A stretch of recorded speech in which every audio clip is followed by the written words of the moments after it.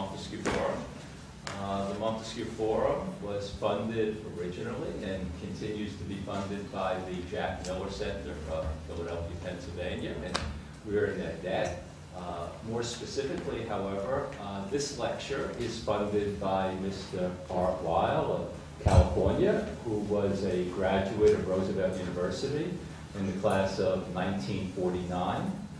And if the acuity of his mind at present is any indicator of what a Roosevelt University education is worth, it's worth a great deal. So we thank him for his generous donation.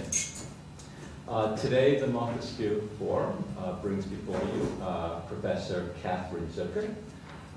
Professor Zuckert is the Nancy Drew Professor of Political Science at the University of Notre Dame. She is a distinguished author and editor of many books and articles. Her most recent book, which at latest count has won 3 prizes, is Plato's Philosophers, The Coherence of the Dialogues, which is some 900 pages long, that covers Plato's whole corpus. If she had merely typed the manuscript, it would have been sufficiently long to be a worthwhile achievement. But my suspicion is that she did more than just type the manuscript, that she managed to write it. Professor Zuckert's reputation properly precedes her, and that's a reputation of care and insight and dedication to the life and affairs of the mind. Not only has she made her mark in the world because of her publications, but also in the many students, both undergraduates and graduates, she has educated. Today she comes before us to give a talk with a Dickensesque title of Plato's Republic, a tale of 2 cities or even more. And please join me in welcoming Professor Zuckert to the Montesquieu Forum.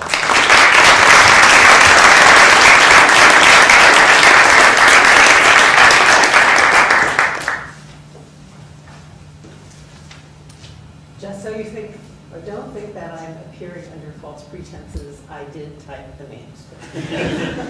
And retyped it. But today I'm going to talk about the Republic. In the wake of World War II and the gradual revelation of the atrocities committed by the totalitarian regimes, an eminent philosopher of science named Karl Popper published a book entitled The Open Society and Its Enemies. And in that book, Popper argued that instead of being lauded as one of the founders of Western rationalism, Plato should be understood as one of the intellectual origins of the totalitarian regimes that the Allies had just struggled so mightily to defeat. I doubt, but you can correct me afterwards, that many of you have read Popper's famous book, although it shaped a generation, at least, of Plato scholarship. But in my experience as a teacher of undergraduates, to which Stuart referred, I have seen that young Americans don't need to read Popper in order to find many of Socrates' proposals for the city and speech in the Republic objectionable. Some challenge the proposition that each and every individual is suited to perform one and only one task by nature. Others are perhaps reluctantly willing to grant that it might be a good idea to put some restrictions on the stories, or these days, the TV cartoons, that young children are exposed to. But most young Americans nevertheless think that Socrates goes much too far in the restrictions he puts upon the freedom of expression with regard to the terrors of death or immoderate pleasures and pains. So in my experience, the question almost inevitably arises, why should we be required to read this old proposal for politics that look all too much like totalitarian politics? Is this just because You're supposed to know about Plato and the Republic and the cave if you go to a cocktail party and you want to establish the fact that you've been educated. I propose to try to answer the question, why read Plato's Republic this afternoon, by arguing that, as its traditional subtitle indicates, on justice, Plato's Republic does teach us something about what justice means or entails. And at the same time, it shows us why we are not apt ever to live in a perfectly just society. Justice is a difficult, which is to say, a problematic virtue. Although the subtitle traditionally attached to the Republic is on justice, and it's not Plato's, I think it's also important to know that the dialogue, in fact, does not begin with the question, what is justice? That question arises out of another concern, namely, what is the best life for an individual human being? Should he or she be just or not? That is the question with which the dialogue begins, and in fact, it's the question with which it also ends, with the myth of Earth. As the students in Professor Warner's class, many of you are, no doubt know, the conversation develops out of a somewhat impolite question Socrates asks an old man named Cephalus when he meets him at Piraeus. Rather rudely, Socrates says to the elderly fellow, Cephalus, so how is it to be old? Cephalus says that he agrees with the tragedian Sophocles in feeling great relief from the erotic desires and impulses. At 80, he doesn't have to chase women anymore. But Socrates again somewhat politely suggests that Cephalus has a comfortable old age because he has money.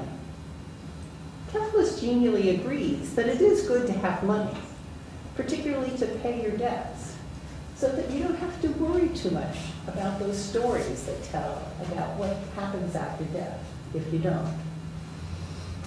Socrates transforms Cephalus's observation into a definition of justice, to tell the truth and to honor one's contracts, which Socrates proceeds to criticize.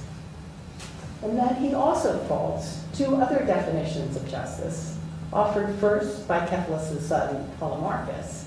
That is, justice is doing good to one's friends and harm to one's enemies, political definition. And second, a definition pressed forward powerfully by the rhetorician Thrasymachus, who defines justice as being the advantage of the stronger, that is, the guys who get to make the law. Socrates concludes his refutation of Thrasymachus, however, by admitting that he's shown it's better to be just than unjust. But he's done that without saying what justice is. Plato's brothers Zuckert and Adeimantus reopen the question by observing that all the reasons given for a man to be just, not merely by the previous speakers, but by the traditional family, political, and religious authorities, all emphasize the rewards of being just and the costs of being unjust. But, Zuckert and Adeimantus observe, these rationales do not show that being just is good for an individual in and of itself. Identifying the just with the legal, as we do to this day when we speak of courts of justice, they're courts of law, Zuckert suggests that those who are strong or clever enough by nature would do and take whatever they wanted at the expense of the weaker and the less intelligent, unless the stronger were or are externally extreme. So to protect themselves, their lives, and their property, the many less exceptionally endowed, ordinary folks not only join together and pass laws against forceful depredations and deceit, they also persuade the more intelligent and the stronger few that it is wrong to victimize others. In other words, Zuckert suggests, taking what you want is natural and desirable. Respect for persons and property of others is mandated by conventions imposed by others. And as Brother Adeimantus adds, Fathers teach their sons that it is good, that is advantageous, to be reputed to be just, because other people will then trust you since they think you're just, and you can use their help. But acquiring a reputation for justice and actually being just are, of course, two different things. Similarly, the gods are said to reward the just and punish the unjust after death. But the same gods are also said to listen to prayers and to respond to sacrifices. So maybe it's possible you can buy them off. Plato's noble brothers nevertheless see that there is something ignoble about doing what is right or wrong, primarily on the basis of the calculation of the costs and benefits. They think a person should be just or noble for the sake of being just or noble, not for some extrinsic reward. Virtuous behavior or human excellence should be something good in itself, not something that brings a profit or a loss. Plato's brothers thus asked Socrates to show that it is good for a man to be just, for the sake of being just, not to get a reward or to avoid a penalty. Socrates admits that there's a problem right off the bat when he says, I'm not sure I can do what you're asking, but it would be impious of me not to try. The problem that Socrates faced, simply stated, is that unlike courage and wisdom, justice does not appear to be simply or even primarily to the benefit of the person who is just. Like moderation, justice seems to require people to deny themselves what they desire and may even be able to obtain. Why would you do that? And although moderation is shown to benefit the self-restraining person, at least in the long run, by keeping that person healthy or solvent, it is not clear that treating other people justly will benefit them at all. In sum, whereas the other cardinal virtues, courage, moderation, and wisdom, are clearly good for the individual who possesses them, it is not clear that the just man benefits from his justice, although others will.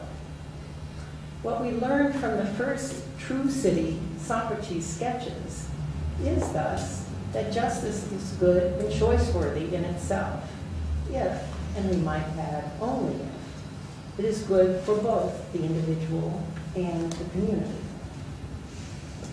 To avoid repeating the error he made, when he was refuting Thrasymachus, Socrates suggests that now they should first find out what justice is before they decide whether it's choice-worthy or not. And he famously suggests that since cities as well as individuals are said to be just, they should look for justice writ big in the city, rather, where it's easier to see than in the individual, whose soul is, of course, invisible. What we first learn from this little exercise, however, is that, like the city itself, justice arises out of a certain kind of necessity. It is not simply or fundamentally a matter of choice. Cities arise, Socrates points out, because individual human beings are not self-sufficient. Because each of us has more needs than he or she can easily satisfy by him or herself, people get together. Instead of everyone trying to supply the basic needs we all have for food, clothing, and housing, people quickly learn that it works better for each of us to do what he or she does best and to trade the surplus or the results. As Socrates observes, and here I'm quoting Alan Boone's translation, each of us is naturally not quite like anybody else, but rather differs in his nature. Men are apt for the accomplishment of different jobs, and each thing becomes more plentiful, finer, and easier when one man, exempt from other tasks, does one thing according to nature and at the crucial moment. What Socrates calls the true city, and also the healthy city, is thus characterized by a division of labor and specialization. And that division extends beyond the provision of what might be considered to be the most basic needs, food, clothing, and housing, to the manufacture of tools to be used in farming, for example, plows, as well as to trade. The city and its division of labor thus also includes merchants, sailors, and money, as well as wage laborers. It's quite extensive. The way in which this first true city embodies the principle of justice does not become clear until later in the dialogue, however, because when Socrates asked Adeimantus whether this first city is complete and where justice is to be found in it, Adeimantus isn't quite sure, pitching his bets. Underlining the root of the city and justice and necessity rather than choice, Adeimantus supposes it may be in the need people have of one another, in the need. Nevertheless, the simple life Socrates goes on to describe of people making the food, clothing, and shelter they need, naked and shoeless in the summer when it's warm, but clothed and housed in the winter when it's not, and with enough to relax, feast, drink wine, to the gods in the evening, as well as to have sweet intercourse of various kinds with one another. Sounds almost idyllic. And it's a vision that you probably know, to which many later thinkers have returned.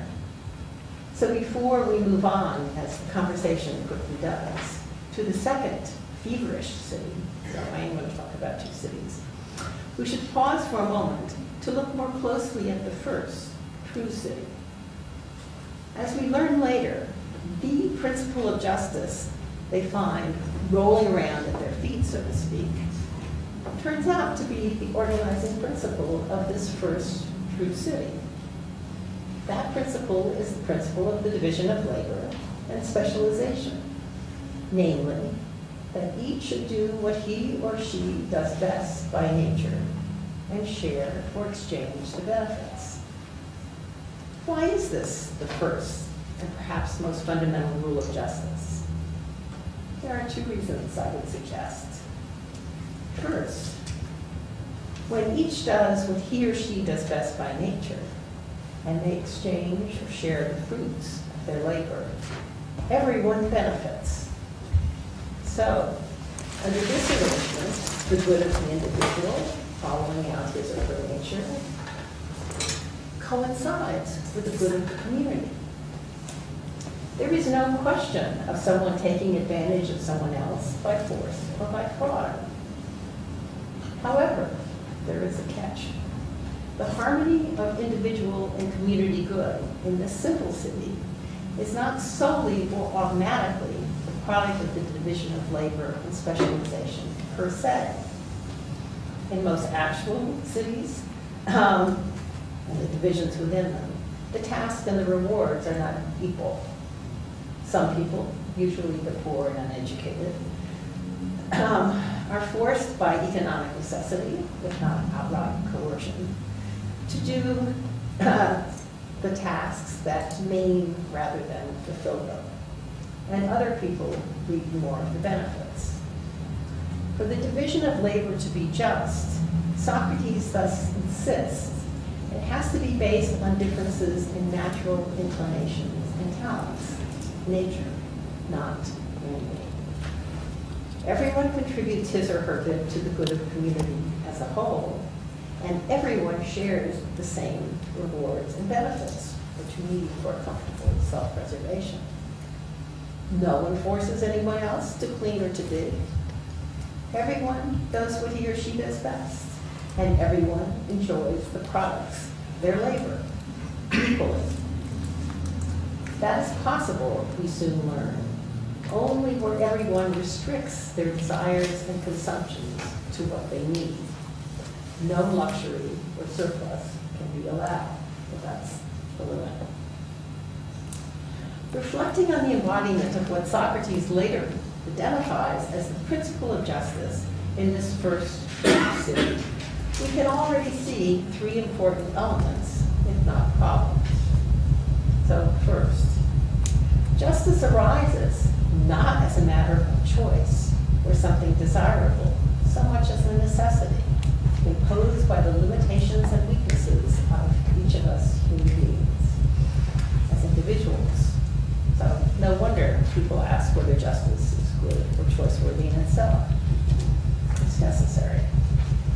Second, insofar as the justice of the division of labor rests on differences of natural talents, it rests on an abstract generalization. As Socrates says, we do observe that different individuals perform various tasks more or less easily, more or less well. True enough. It is not the case, however, that each one of us is as unidimensional or single-talented as Socrates suggests. Some people in my acquaintance, probably yours as well, can do a lot of things, and we're all quite envious of them. Other people don't seem able to do much of anything very well. We're sorry for that. It's not possible, moreover, to know whether or what any individual can do easily or not until he tries to do it. Some tasks require great physical strength, but others require facility with words or good memory. The relevant differences in natural aptitude might be more visible in the simple city than they are in the more complex economies and civilizations with which we're familiar. And I think it would be perfectly clear that no one could tell whether any individual were, as a baby, going to be a great mathematician or a fantastic pianist until they took some lessons and started performing the two arts. But even in the simple city, when they're just growing and providing what they need, aptitude is invisible. And individuals will, in fact, be able to do more than one thing. Nature does not provide as much direction as Socrates suggests. But where the allocation of tasks is not based on natural differences, it is not clearly or unambiguously just. Glaucon famously raises a third fundamental problem by declaring this first true city is a city of sows or of pigs. Put maybe a little bit more politely. Glaucon's point is that human beings are not satisfied merely with what they need to survive comfortably. We want more. We don't simply desire more basic goods to secure us against future events or wants. We want services and goods that are not necessary for our self-preservation. We want luxuries, like spices, like servants, like artists, like various kinds of adornment, entertainment, honors, and even learning. Arising more from our imagination and our intellect than from simple need, these, in quotes, luxuries include many of the activities we're tempted to say make us or are distinctively human. Socrates doesn't say whether he thinks such an ever-expanding human desire is natural. But by characterizing a city animated by a desire for non-necessary goods as feverish, in contrast to the healthy city he first described, Socrates suggests that such a city is sick and therefore in danger of disintegrating. He does not deny, however, that some, if not all, human beings are moved by a desire to have more than we need, merely to survive. Indeed, Socrates points out that in this desire to have more than we need, they found the origin of both war and injustice. Because human desires are not limited to the requirements of self-preservation, whether of the individual or of the species, as one might argue animals are instinctively regulated, more complex civic institutions become necessary. This is true even for the healthy city, because even if the cities of a healthy city are satisfied with what they need, they will find themselves destroyed by others who will attack them to get their goods if the healthy citizens don't provide for the common defense. And as Socrates observes, and we all know, fighting wars successfully requires knowledge, skill, and art. Following the principle that each person should perform the task or art for which he or she is best suited by nature, Socrates and his interlocutors are thus led to ask, what sort of person would be best able to defend or guard the city? And just as we have seen that human desires in general are directed not merely to what is necessary for survival, and so to a just division of labor, but also to what is not necessary, and so to the unjust seizure of the goods of others, so we now see that the defenders of justice need to have a double nature, characterized by what might appear to be opposite inclinations. Again, simply stated, the guardians need to be gentle to their fellow citizens, but harsh to enemies. Asking how such a double nature is possible, Socrates points to the laughable example of the philosopher dog, who loves what is familiar or known, but is harsh to what is not. It seems to me, despite his obviously silly or flawed example, since dogs are not great philosophers, if you haven't noticed, Socrates nevertheless makes several very serious points in discussing first the nature and then the necessary education of the guardians of his second city. So first, we've seen in the transition from the true city to the feverish city, human nature itself is pulled in opposite directions and thus needs to be ruled or directed. So this is the point at which politics enters. This politics has to be intentional. Justice or order may spontaneously arise as a matter of necessity, but it cannot and it will not be spontaneously or automatically maintained once basic needs are met. Second, the notion that the individual is naturally inclined to perform one and only one task has to be abandoned, although Socrates makes this explicit only when he introduces the myth of the metals into his noble lie. Human beings do not simply or naturally live at peace with one another, because we are naturally drawn, both as individuals and as communities, in opposed directions. The question of justice, and the word in Greek can also mean simply order, thus becomes whether, and if so, how, our desires can be directed or ordered so that we can live happily as individuals in peaceful community with others. The practical problem that arises as soon as some members of a community are armed and other ones are not, I think remains all too familiar.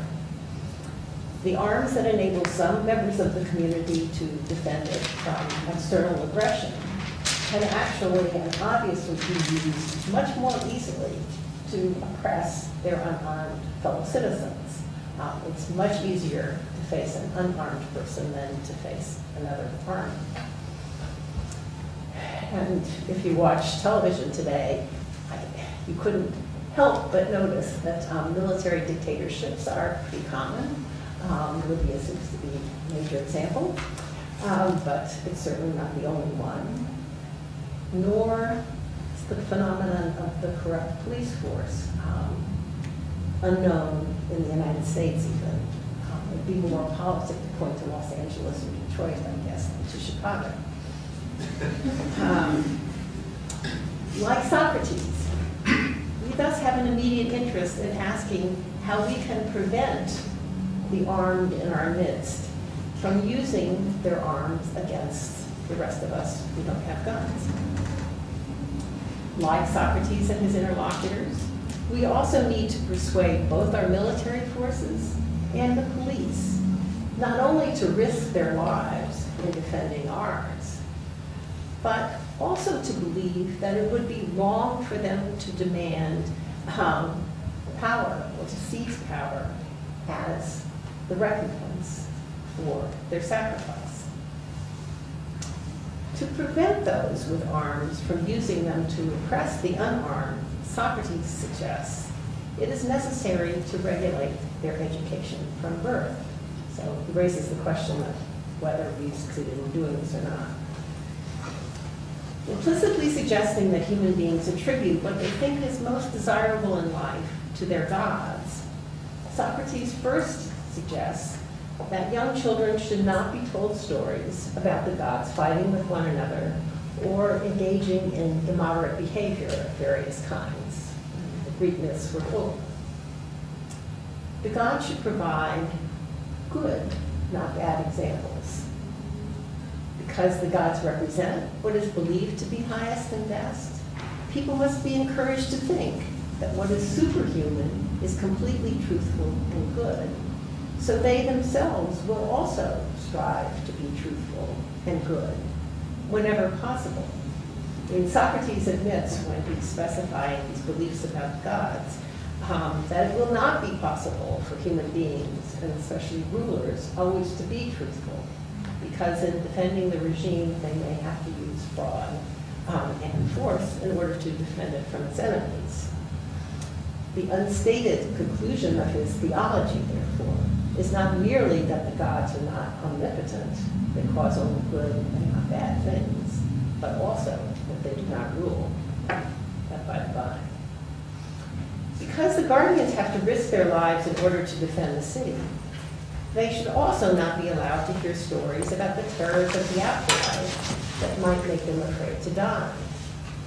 Nor should they be presented with images of gods or heroes engaging in immoderate behavior, whether that be lamentations for the death of a beloved son or friend, excessive eating, drinking, and other carousing, or even laughter.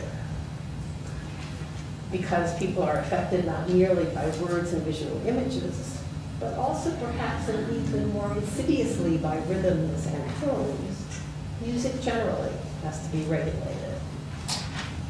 Only regular, orderly modes like the Dorian, or maybe for us, Sousa's military marches, should be allowed. No Beethoven. At this point, Socrates exclaims, "By the god! Unawares, we've again purged that city. But a while ago, he said, was luxurious." And Plato unobtrusively points out to his readers that Socrates was not conventionally pious. By forbidding the expression of a desire for more than people need in order to survive comfortably, Socrates' second defensive city might seem to have returned, at least domestically, to his first true city, characterized by free and equal economic exchange. There is, however, or at least I'm arguing, a crucial difference between the first true and healthy city, in which people voluntarily supply and exchange the services they need on the basis of their own natural inclinations, and the second purged city, in which people are known, at least by the lawgivers, to be potentially unjust. In Socrates' second purged city, the natural desire people have to do and possess more than what is necessary to preserve themselves has to be intentionally and repeatedly repressed. As a result, there is no longer a harmony between the perceived good of the individual and the good of the community. The problem we see is that the desire for more than is what is necessary is not easily extricated.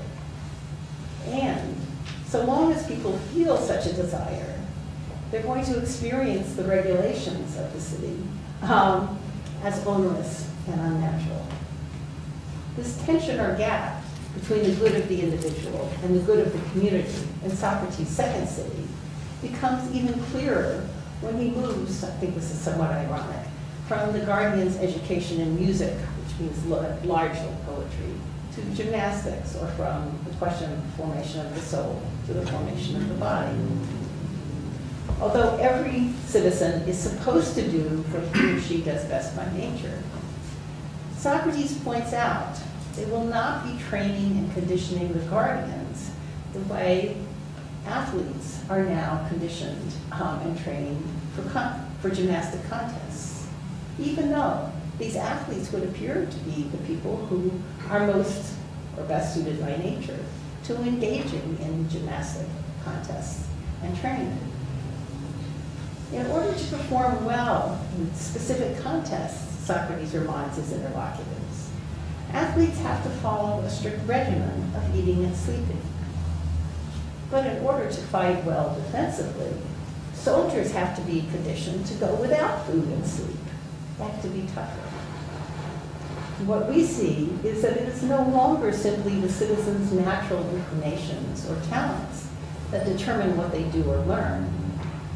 It is their specific functions in and for the city.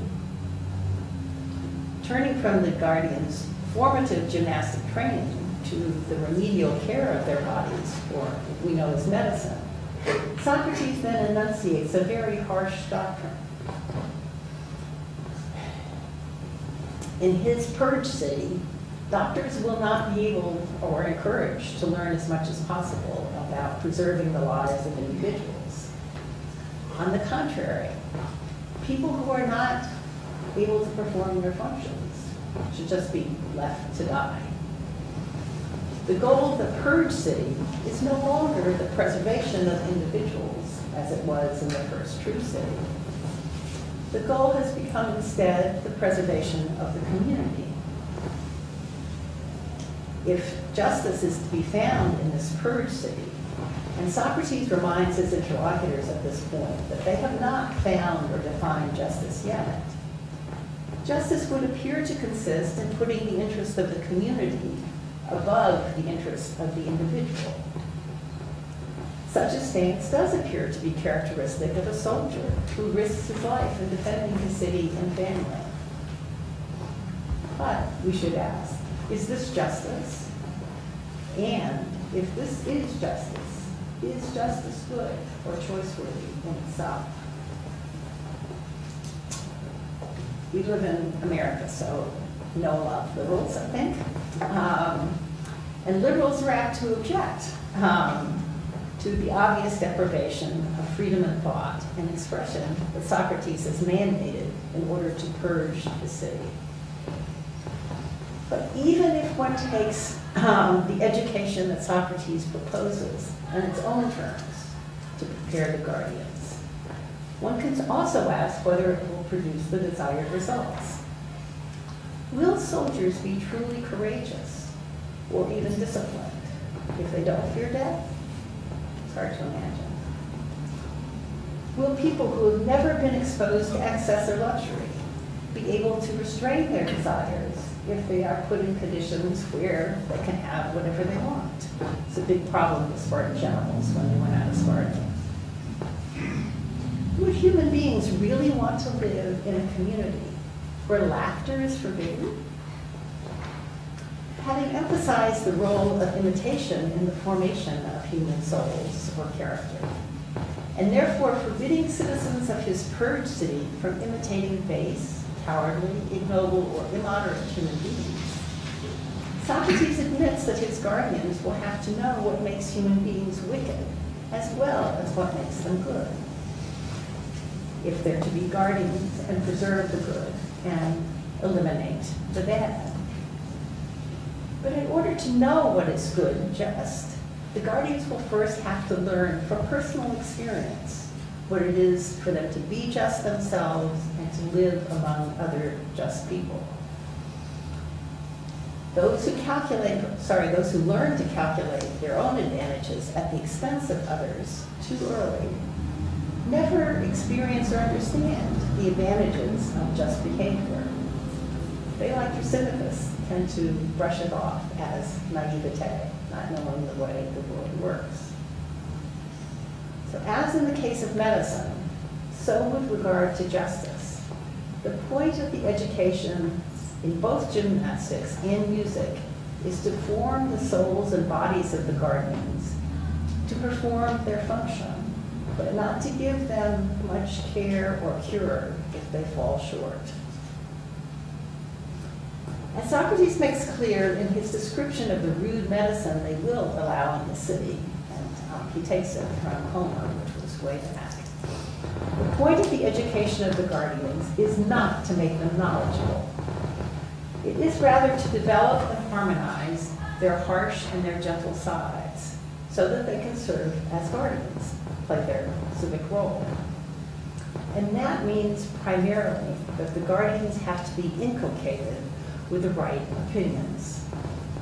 Above all, Socrates emphasizes, guardians must be taught to love the city, because a person will surely love something most when he believes that the same things are advantageous to it and to himself. So again, what's desirable is this conjunction of the individual and the city. Socrates thus suggests that potential guardians have to be watched and tested at every point in their lives to see whether they're skillful guardians of this conviction, or it's literally dogma. We know that the city Socrates has sketched is not characterized by freedom of speech or thought. It's not characterized by knowledge. And we soon learn it's also not characterized by truth. Future guardians must be watched and tested to see whether they stick to the official dogma. Because, see, they have to be watched because it's by no means clear that what is good for the city is also good for the individual. This is the difference between the feverish city and the true city, and the reason why guardians are both necessary and why the guardians must be so thoroughly educated, or we might say, more accurately, molded and conditioned.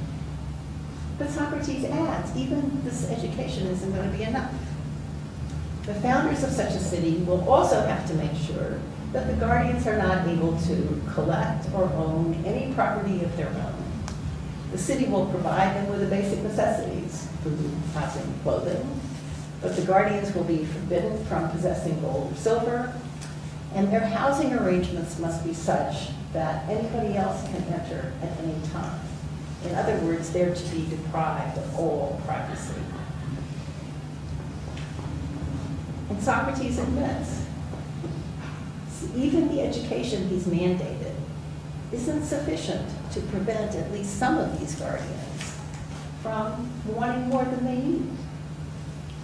The source of injustice is to be found in human nature and cannot be extricated. At most, it can be counteracted and concealed. So in addition to this education and molding and depriving the guardians of all privacy, Socrates also says he doesn't know how on earth they'll do this, but the lawgivers need to convince first the rulers and then all the citizens of their city of this noble lie. First part of the lie. The rearing and education that they had was just a dream. Instead, as in a myth, these citizens are supposed to believe that they all sprang from the ground, which is their Mother Earth, so that fully formed, so that they could defend the earth and all their fellow brothers and sisters, also children of this earth. Citizens are also to be told that although they are all related, they're all members of one family with one mother, the god mixed some of them, those destined to be rulers with gold, those destined to be soldiers with silver, farmers and mechanics with iron and bronze. In most cases, the children of the different classes will be like their parents. But because they're all related, Socrates admits sometimes gold parents will have a bronze child, sometimes bronze parents will have a golden child, and in such cases, the children have to be reassigned to their appropriate classes by nature. The fact that Socrates says that such lies are necessary shows that a perfectly just city is impossible for two different reasons. First, the first part of the lie. The earth is, of course, literally not the mother of any people.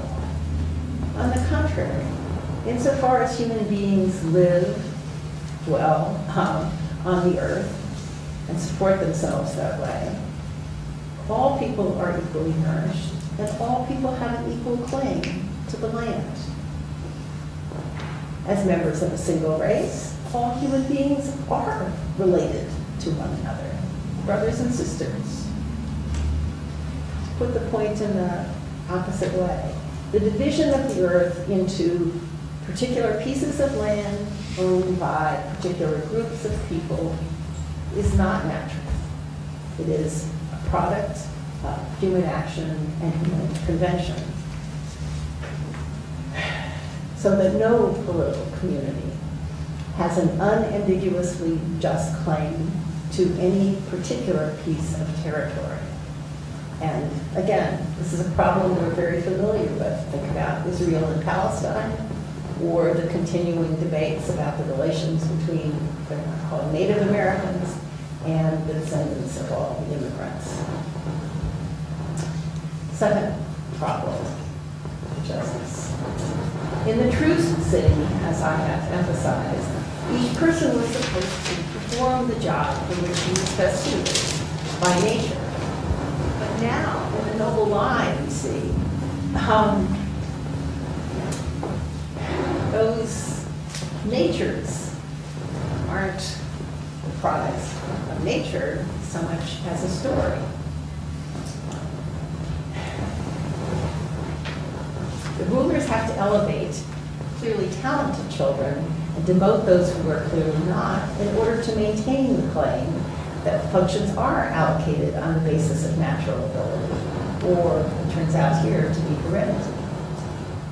But in most cases, children are going to receive educations, tasks, and status in the city according to who their parents are, rather than their own intrinsic talents. In other words, by telling the noble lie, or this part of it, Socrates indirectly recognizes the division of labor in his city and in all other cities is not and never will be perfectly just. And the reason is because nobody can actually see differences in natural aptitude as opposed to the other. The problems we've identified at Socrates' second city come out even more clearly in the discussion that follows. Adeimantus complains that the guardians of this purged city are no better than paid mercenaries. And he thus implicitly asks, why would anybody want to be a guardian? Why would you want to risk your life in order to live in common with everybody else, not get any money, no honor, no comfort, camp out? Socrates tells Adeimantus, we're not seeking to make individuals happy, we only want to make the whole city happy. Clearly, this elevation of the common good above the good and happiness of the individuals composing the city not only underlines the gap between the good of the individuals and the good of the city, it also raises questions about the desirability of the city. Can you really imagine a happy city composed of unhappy citizens? It's difficult. When Socrates and his interlocutors then turned to look for the definition of the four cardinal virtues in the city they had constructed, so the whole point was to describe the city in speech so they could find out what justice was, a careful reader will discover that the definitions of the virtues Socrates extracts from their discussion are all opinions. They're the opinions that the lawgivers have inculcated in the citizens. They're not based on knowledge, or they don't consist in knowledge per se. So he says, where is wisdom? Wisdom is located in the imposed knowledge, or good counsel, of the guardians. And that consisted, if you remember, in holding on to that conviction that their good and the good of the city is the same, the dogma. Courage is explicitly said to consist in an opinion about what is truly terrible. not knowledge. Moderation is likewise said to consist in an opinion shared by the rulers and the ruled about who should rule. And justice is what they find rolling around at their feet. Justice is the principle that each person should have one task, the task he or she is suited by nature. But we just saw that was a matter of the noble mind. When Socrates turns from finding the virtues in the city to finding the virtues in the individual, he also says, we'll never get a precise grasp of it going this way. One reason they won't is that when they turn to look at the individual, the parallel is to the soul. The body gets forgotten. But it was the needs of the body, or merely staying alive, that first gave rise to the city and to the need for justice.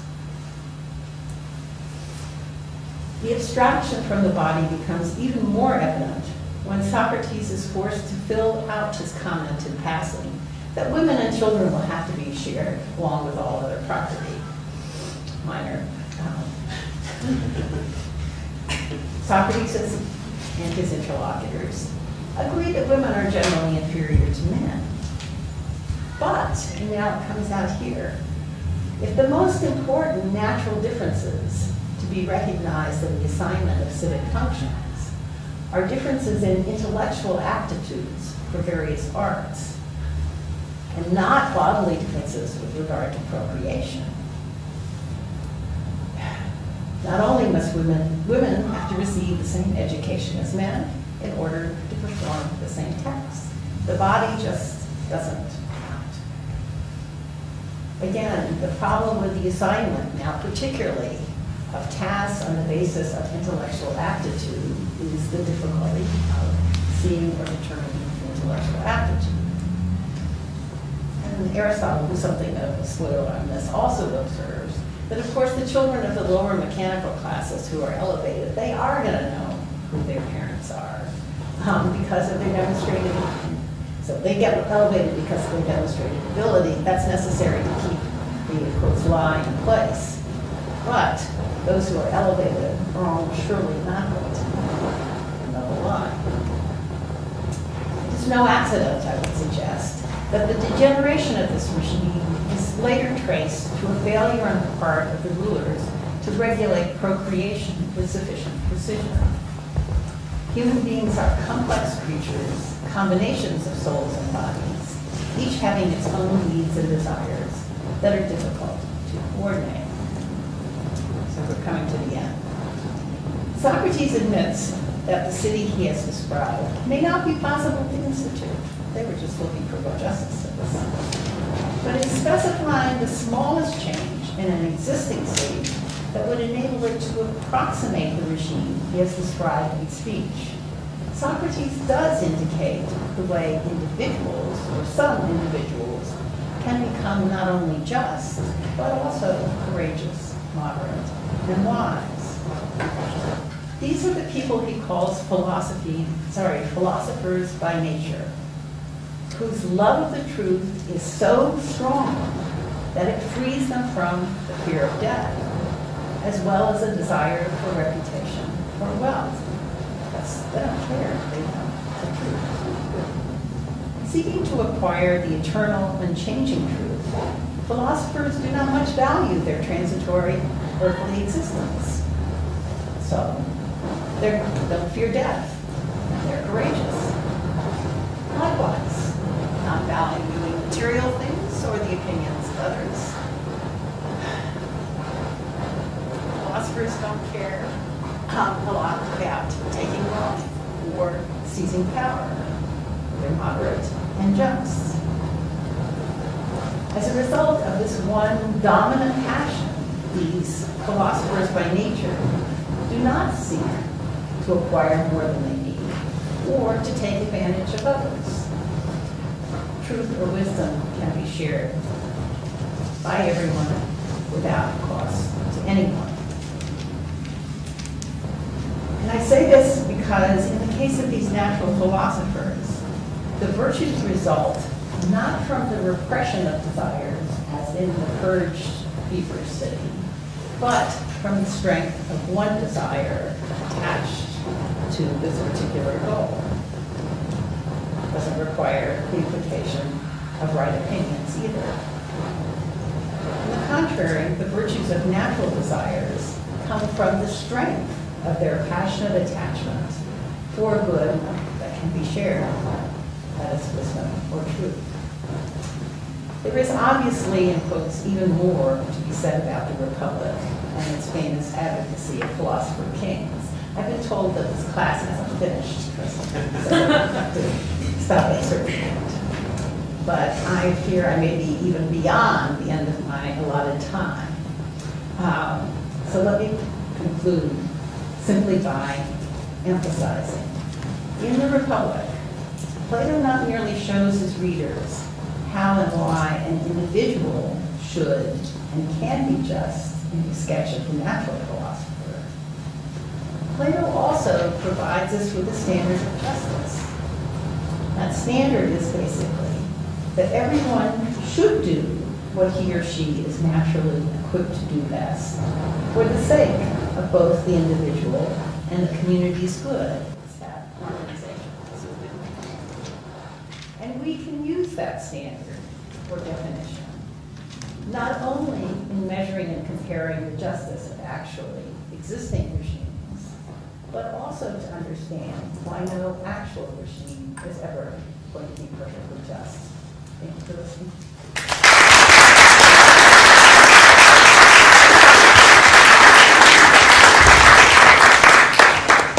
Professor Zuckert will, of course, take comments and questions, but before we open it up to the floor, and I presume Professor Zuckert could call on people as she sees fit. We're fortunate that the Midwest Political Science Association meeting is in Chicago, which brings many political philosophers here. And we're doubly fortunate that one of them is Professor Timothy Burns from Skidmore College, who has spent a great deal of his life working on Thucydides and Republic. So I think it makes sense if we allow Professor Burns to ask the first question and or make a comment about the paper. Sure, thanks. Can I take it? Sure. Actually, first, I think I'd like to ask the tech guy, could you either shut that off or stop the static? Because it was hard to hear Cal. Maybe it's best just to pull it out. I don't think we need a mic. Thanks.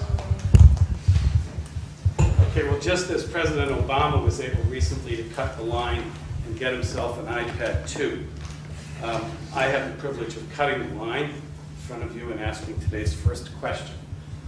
But first, let me thank Professor Zuckert for a marvelously clear and helpful overview of the arguments that are explicit and implicit in the first 6 books of the Republic. I begin my question with an observation. In her description of the desires that move human beings to abandon the Republic's first city, the city of Sows, for the feverish city, Professor Zuckert mentioned many things. Luxuries, like servants, she said, artists, various kinds of adornment, entertainment, honors, and learning. It's intriguing, at least to me, that she omitted from her list some of the things that Glaucon and Socrates agree are desired. Let me quote them. Perfume, incense, courtesans, high-class prostitutes, music, feminine adornment, wet nurses, governesses, beauticians. All these items, it seems to me, point to something significant.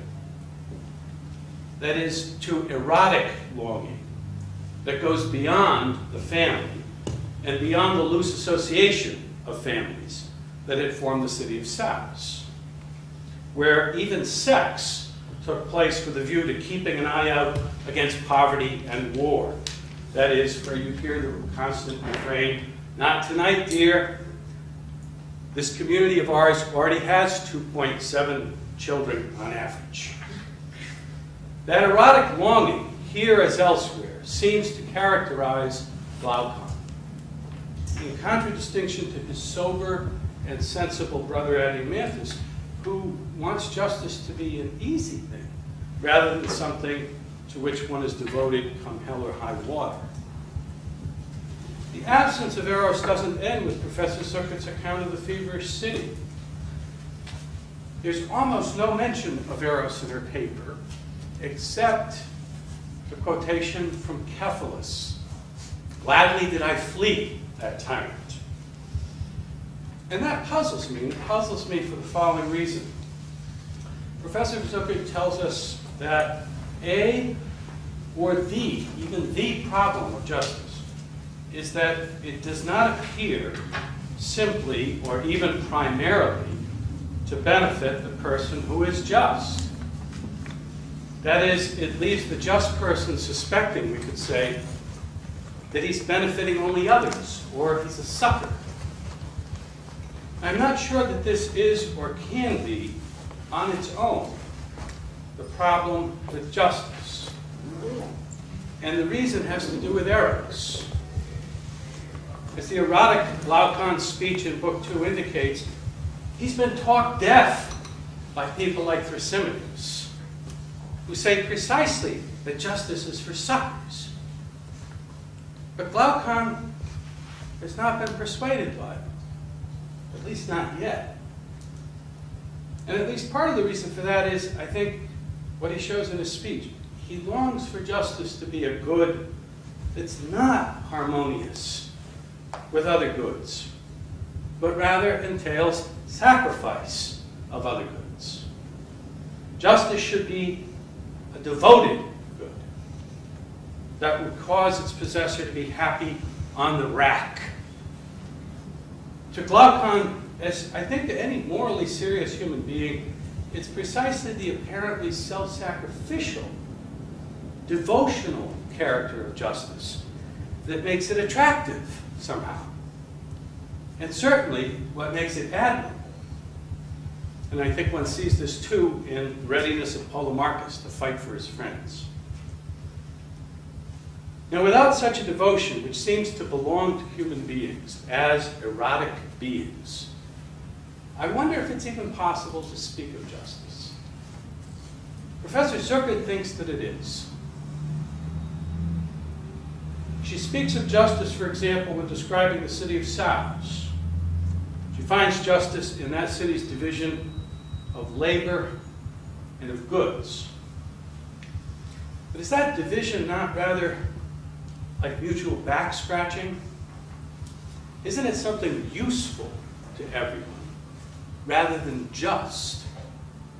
Isn't it much like what Marx describes as the administration of things after the revolution, from each according to his abilities to each according to his needs, which is possible because there's no longer any alienation and so no longer any need for devotion to the good of others.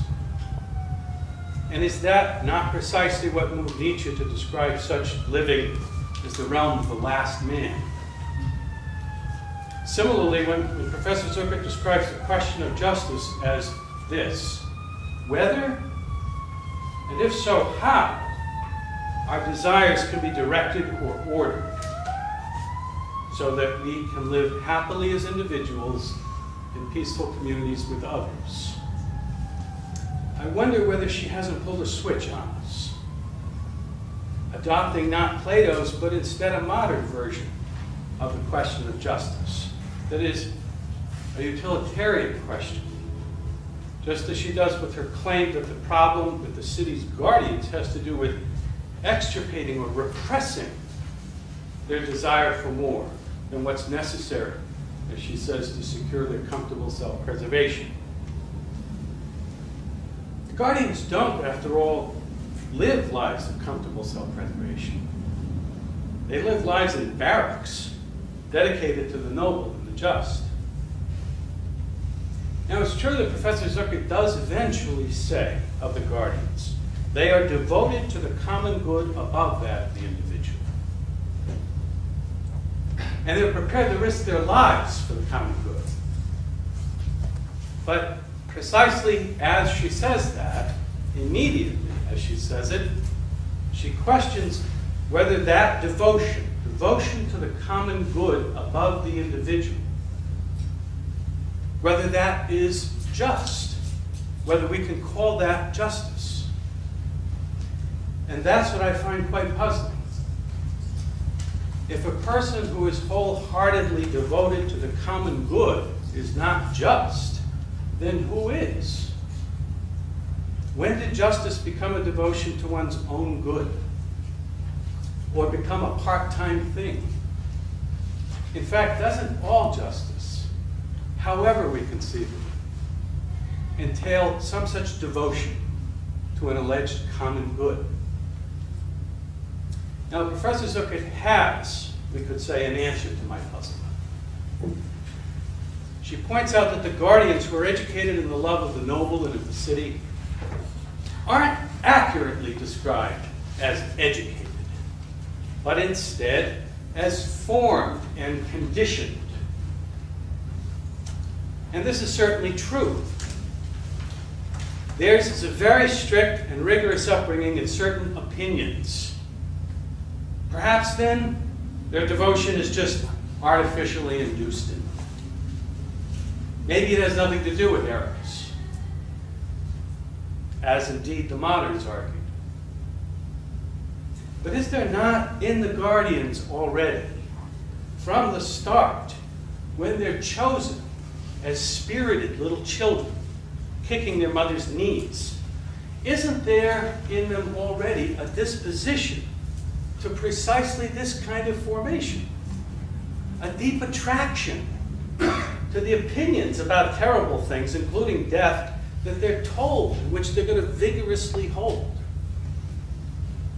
It's not even the noble lie about the earth or the land being the mother of citizens, which Professor Zuckert showed very nicely to be a lie, and how it's a lie.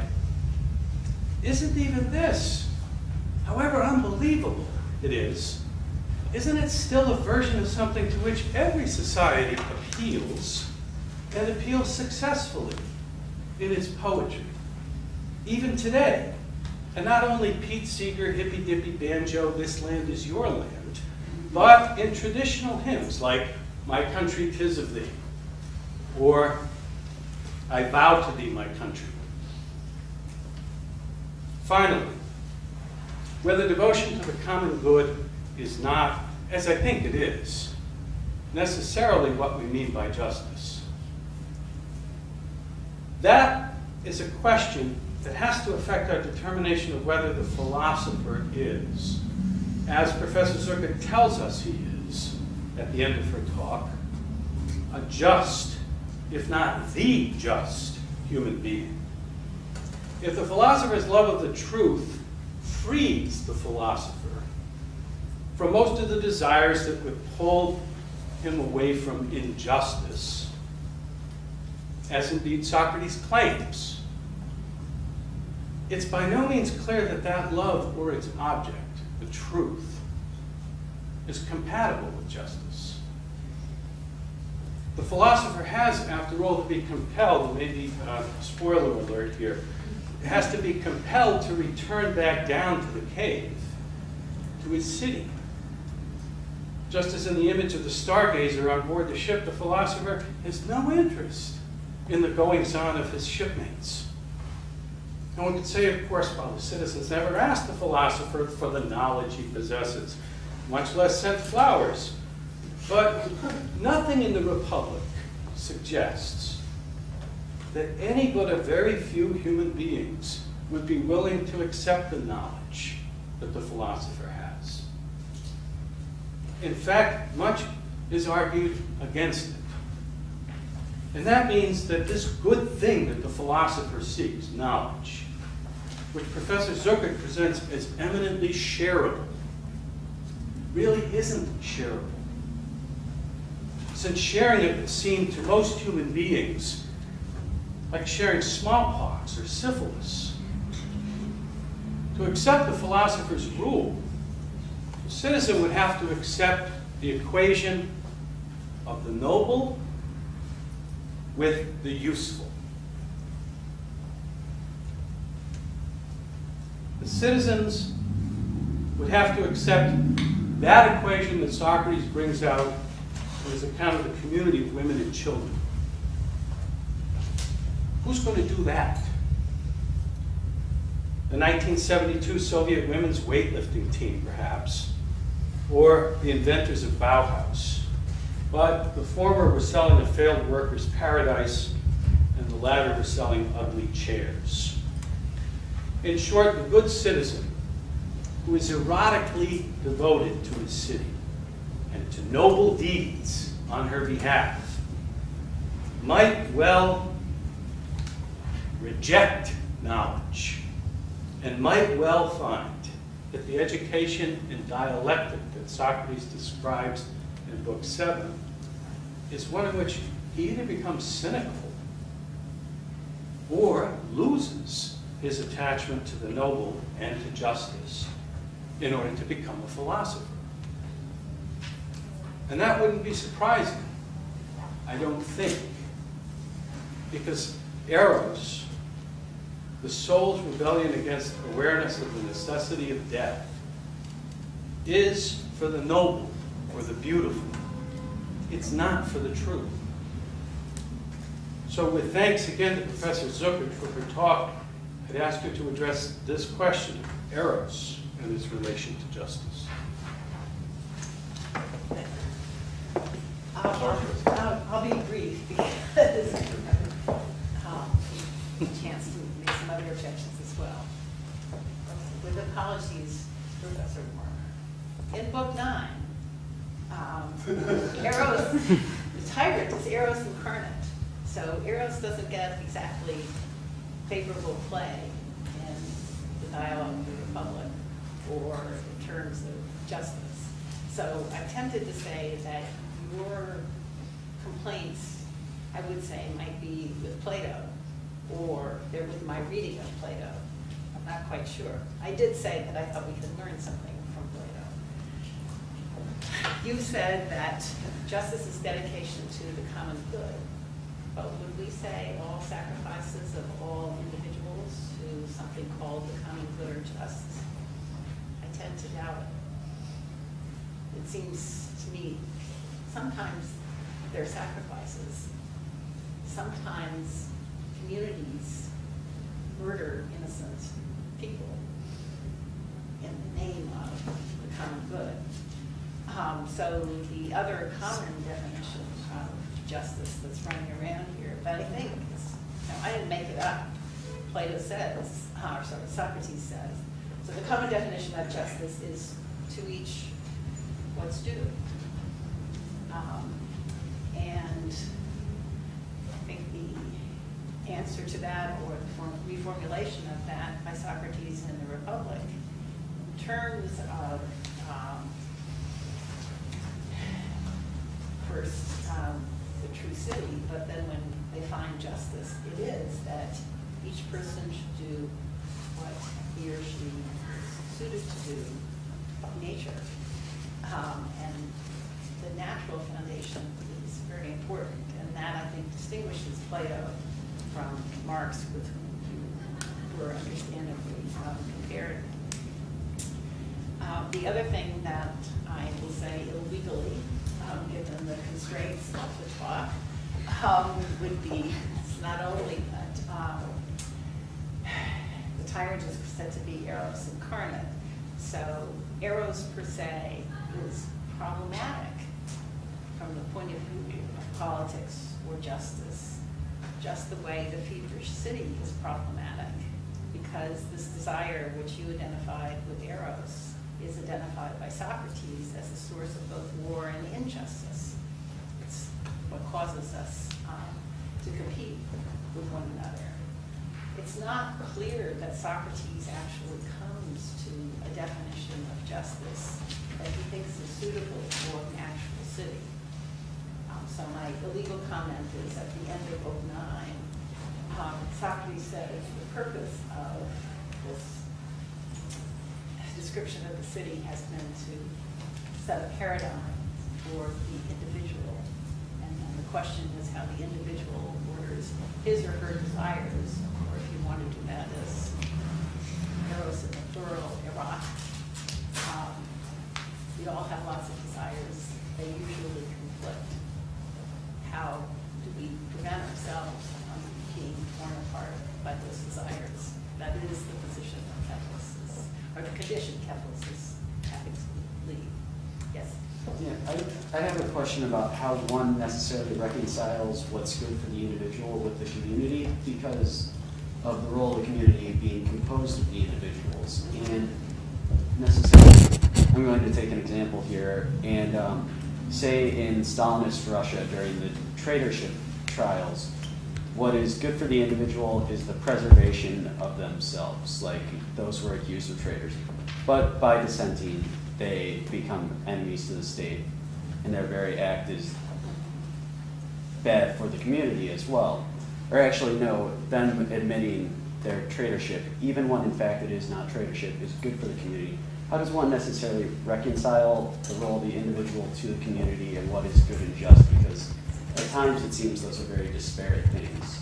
Well, that would seem to me to be an excellent example of the way in which this need to have the conjunction serves as a standard. This is not a just community in which individuals are falsely tried and killed. I may be mistaken in what I heard, but wasn't justice the cohesion of the good of the community to the good of the individual? Yes, but that's exactly what's absent in the example that you gave. Does that make sense? Yeah. That's what I mean by using a standard. Okay, So yeah. you look out in the world, in fact, it's very hard to find a Yes, situation it makes sense. I in was which the good good at of standards, the so. individuals and the good of the community coincide. But if and when they don't, then my contention at least was that Plato would say, well, yes, there's a problem. That's not a perfectly just community.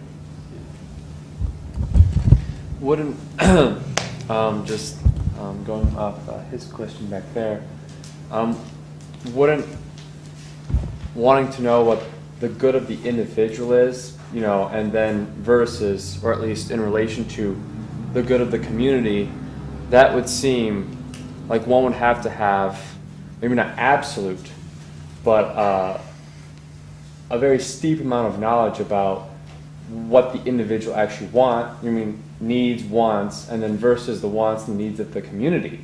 And it would seem to me that that would be, you know, that would probably be one of the more challenging aspects of even constructing, a society approaching justice.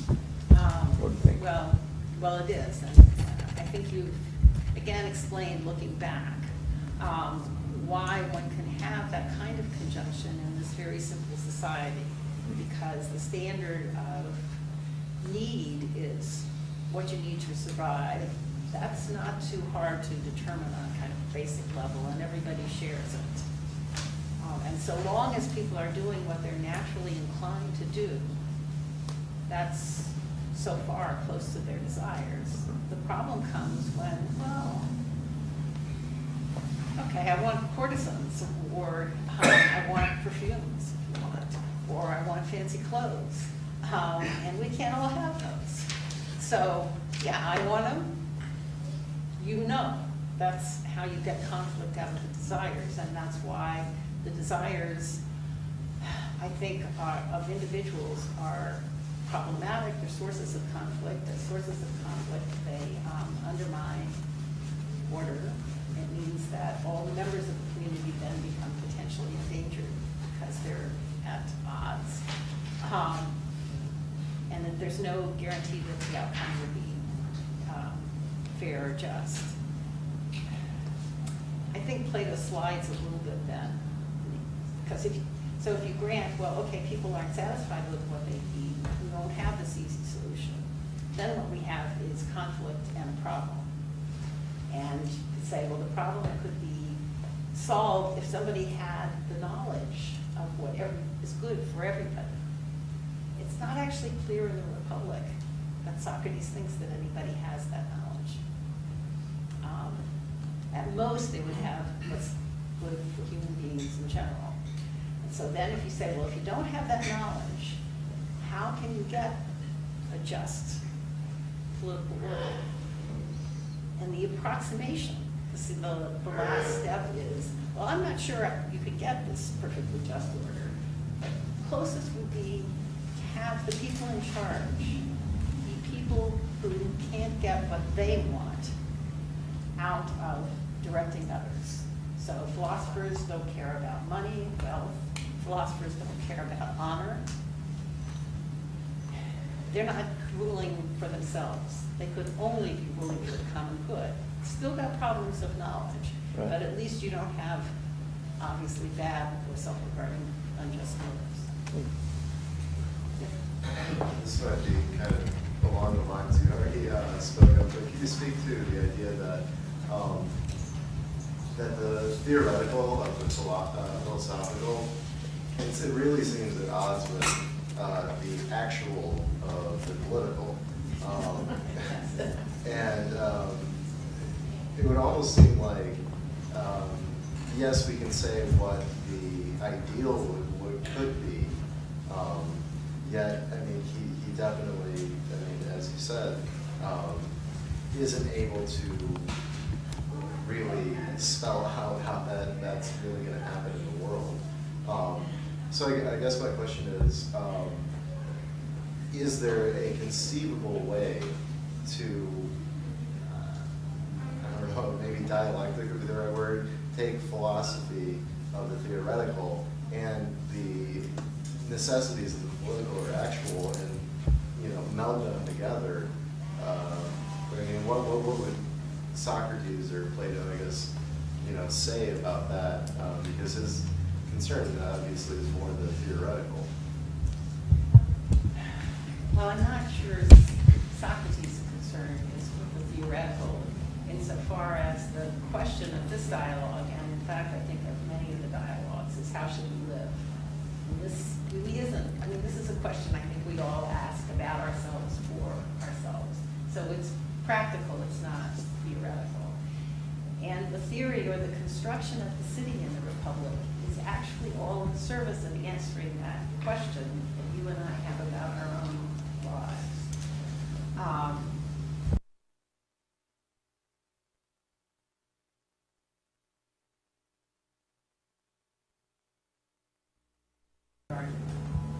As he pointed out in the thinking, if you read book 6 and book 7, what you find out is that the philosopher rulers are pictured in two different ways. They're first pictured as they're the people who know the forms of the virtues that can stamp amongst the souls of the individual citizens. But then when we look at their education, and they're called philosophers, seekers of wisdom, rather than Zophoi, the wise or the knowers.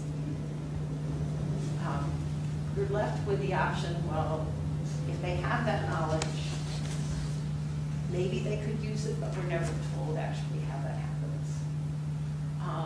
Or, well, their search for knowledge makes them like Socrates' description of himself. He doesn't harm anybody. He also doesn't go into politics. He doesn't seek rule. And why doesn't he seek rule?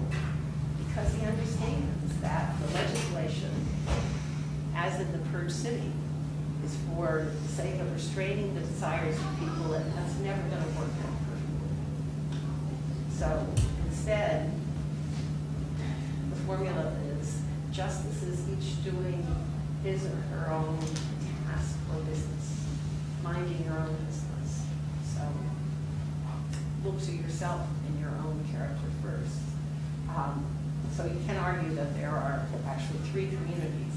There's first the true city, there's second the purged city, and then there's third the community of Socrates and Plato and Adamantus, which is a philosophical community. They're not, so the first two cities, because politics, as Socrates has explained, it arises out of necessity. Both of those first two cities are then different from the community of friends, because that's by choice. Nobody forces those guys to go talk to Socrates, and nobody They hold him down in the Piraeus, but they can't move him, of course, talk to him either. So sort of bottom line would be the point of the dialogue is not ultimately to give a blueprint for what we all want to try to see realized in politics. It's to let us see, like, by drawing the blueprint, why we wouldn't want to do that.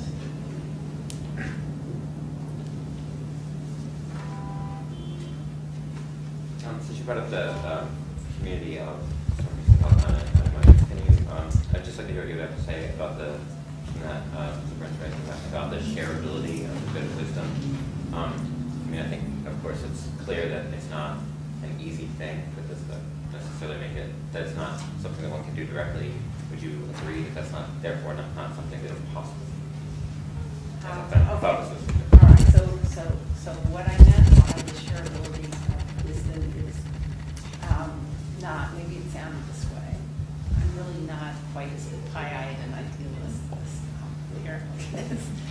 I didn't want to suggest, I don't think Plato ever suggests that everybody can become wise. And I think in an academic setting, it's easy to, actually this is made explicit for some of the sections, but it's easy to misunderstand what's meant. If you think about material goods, if I sit in a chair, you can't sit in a chair. So it can't be shared. Unless they sit in your lap. Okay, That's then you're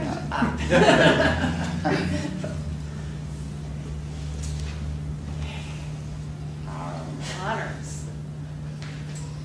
There's only one president of the United States, and then there's a competition for who's the greatest man in the world. And the president of the United States doesn't always win. But there's a ranking. Everybody can't share. Because you can't be best if you're not better than everybody else. But with regard to the truth, which is not, doesn't mean whether I publish my book first, or I get a prize, or I get a chaired professorship. Those are all honors. If I know the truth, and you know the truth, your knowing it doesn't take anything away from my knowing. So it's in that sense shareable. That doesn't mean that it's easy to get. Many people have it. That I didn't mean to suggest. It just means that that's a desire that doesn't lead to war the way Locke's desires lead to war, according to Socrates. The issues around the individual and the state seem, I think, a little overstated, but maybe I'm missing something. You mentioned Socrates' reply to Adeimantus about the question about whether the guardians were happy, and the statement that we weren't setting out to make everybody happy individually with the state. But it's also at that point, I believe, where he says, well, it may turn out that the guardians really are happy, but at this point, right, what we can say is that at least we set out, for the good of the state, for justice in the state, and for the happiness, and happiness is the issue that comes up. And again, it seems to me that what happens as it progresses is the indication is the problem was that Adeimantus was using the commonly accepted definition of happiness, which disappears, and again, I apologize for getting past book 6, it's all this stuff. But so that, although I agree that the political state can never, there's a problem there that's never, can't be fully reconciled outside, maybe outside of speech, or maybe not even in it.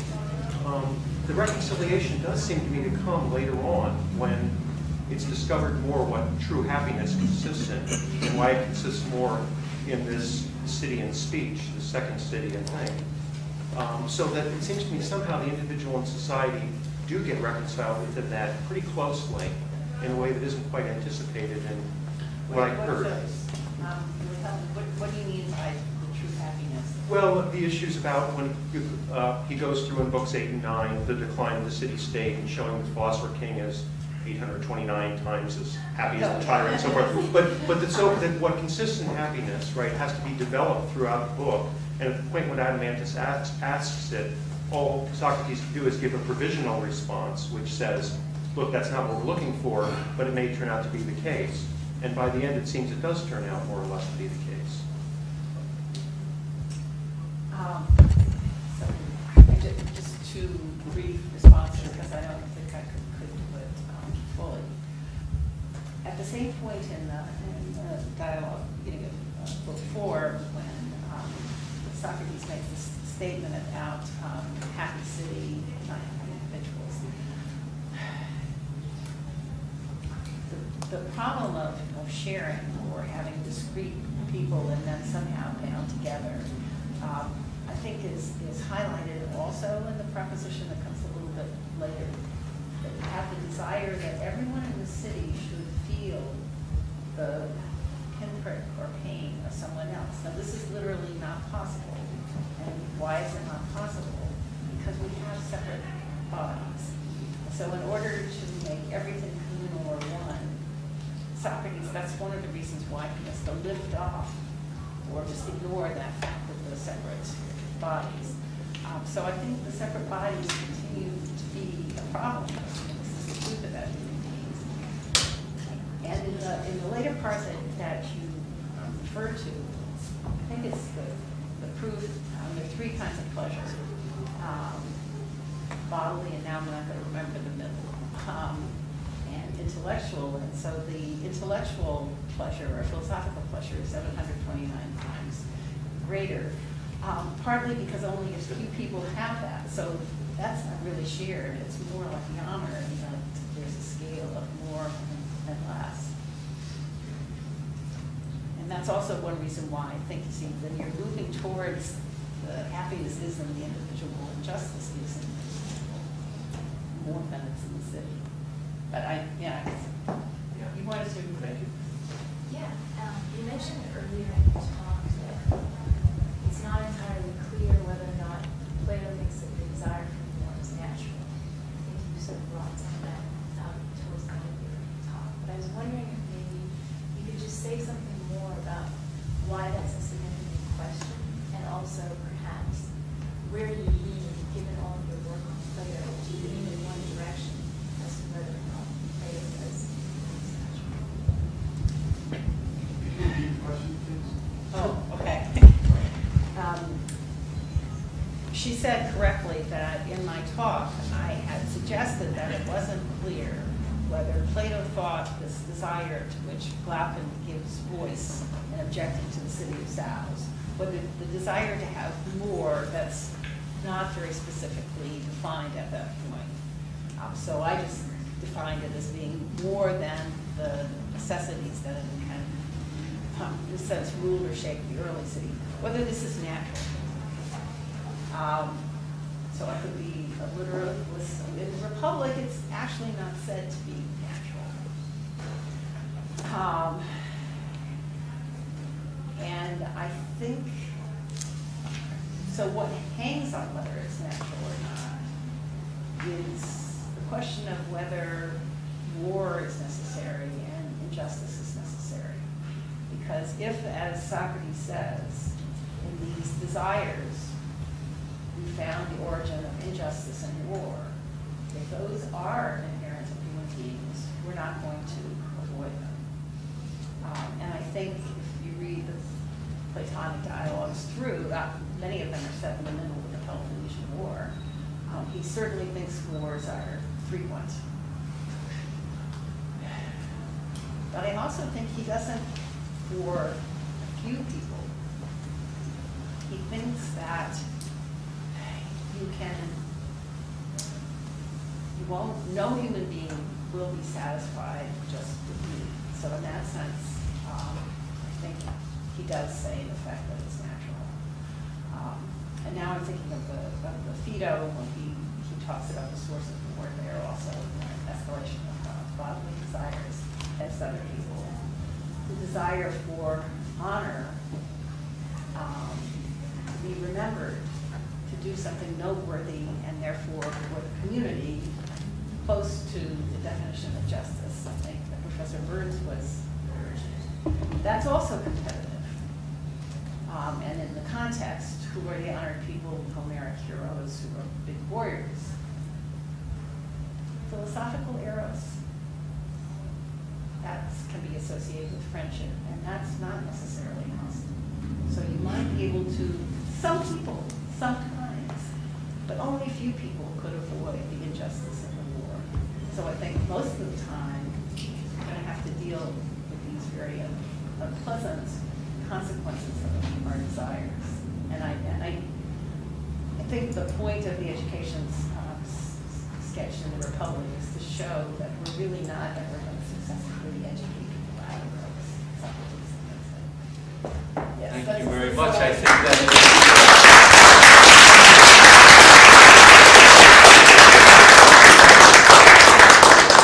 Thank you very much for coming, and please allow me to say that the next lecture in the Montesquieu Forum lecture series will be 2 weeks from today, Thursday, April 14th. Professor Ron Berger from Tulane University will be lecturing on laughter, anger, and the philosopher king in Plato's Republic. That's the next step. Thank you very much.